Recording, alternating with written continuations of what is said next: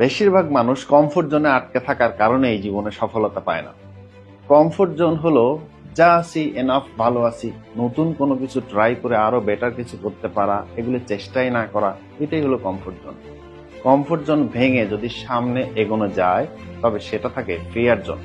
Fear zone হলো খুব ভয়, আমি এটা পারবো কিনা, আমার দ্বারা হবে কিনা, অনেক ভয়ের কারণে এই ফিয়ার জোনে আসে না। ফিয়ার জোন ভেঙে সামনে যাওয়ার পরে যেটা পাওয়া যায় সেটাকে বলে লার্নিং জোন। লার্নিং জোন, এখানে নতুন নতুন অনেক কিছু শেখা যায়, অনেক অভিজ্ঞতা অর্জন হয়, যেটাকে কাজে লাগিয়ে সামনে এগোলে সেটা সফলতার পথে পথ পাড়ি দেয়। লার্নিং জোনের পরের জোনটার নাম হলো গ্রোথ জোন, যেখানে আপনি যা শিখেছেন তার এক্সিকিউশনের জায়গা, সেখানে আপনার বেড়ে ওঠার স্থান। সেখানে আপনি যত বেশি আপনার শিক্ষাকে কাজে লাগাতে পারবেন তত বেশি আপনি এবং আপনার প্রতিষ্ঠান বেড়ে উঠতে থাকবে। গ্রোথ জোন শেষ করার পরেই আপনি পাবেন আপনার সাকসেস জোন। এখানে যত দূর এগোবেন আপনার সাকসেস ঠিক তত দূর। ভিডিওটা শেয়ার করতে পারেন।